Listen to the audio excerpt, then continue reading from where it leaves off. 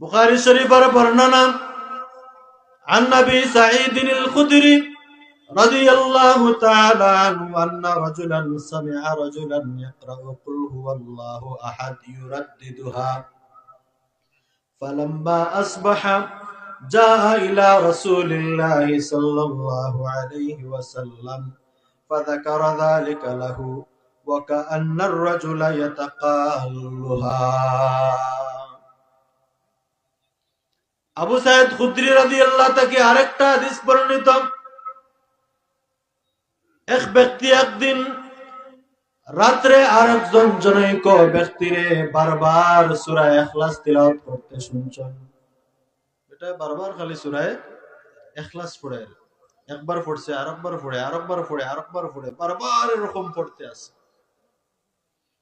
সাহাবীরা যখন বারবার তিলাওয়াত শুনছেন, يرددها فلما أصبح جاء إلى رسول الله صلى الله عليه وسلم পরের দিন সকালে রাসূলুল্লাহর মজলিসে হাজির হইছেন। فذكر ذلك له এই জনৈক ব্যক্তির বারবার তিলাওয়াত করা সূরা ইখলাসের ঘটনা রাসূলের কাছে বর্ণনা করেন।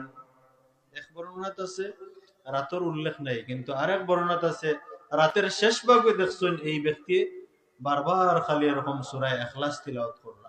তাই করে যে বিচারা এই যে তিলাওয়াত করেন, এই এক সূরারে বারবার তিলাওয়াত করেন, ওয়া কাআন্নার রাজুলা ইয়াতাকাল্লুহা। ইয়াতাকাল্লুহার এক অর্থ হইল কি তাই এই এক সূরা তিলাওয়াত করা এটারে যথেষ্ট মনে করছেন না, অথবা এটারে মামুলি বা সাধারণ মনে করছেন, যে কারণে রাসূলুল্লাহর মজলিসে হাজির হইয়া রাসূলুল্লাহরে কইরা আল্লাহর রাসূল এই এক ব্যক্তি এন্ডে আমি শেষ রাইতে দেখি তাই বারবার খালি সূরা ইখলাস কুল হুয়াল্লাহটারে দুহরাইয়া দুহরাইয়া বারবার সূরা ইখলাস রে তিলাওয়াত করে। فقال رسول الله صلى الله عليه وسلم والذي نفسي بيده إنها لتعدل ثلث القرآن। রাসূলুল্লাহ ফরমান আমার সাহাবী এই ব্যক্তিরে বারবার সূরা ইখলাস তিলাওয়াত করতে দেখিয়া তুমি এটারে মামুলি কোনো আমল মনে করছো।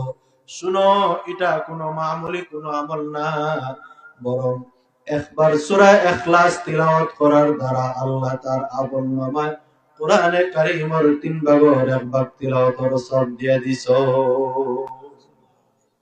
অতএব বারবার বারবার বারবার তিলাওয়াত করার কারণে এই ব্যক্তির আমলনামা প্রতি একবারে কোরআনের 1/3 তিলাওয়াতের সওয়াব জমা হইছে না হইছে না। আমরাও যদি চাই তাইলে এটা সম্ভব আছে না নাই?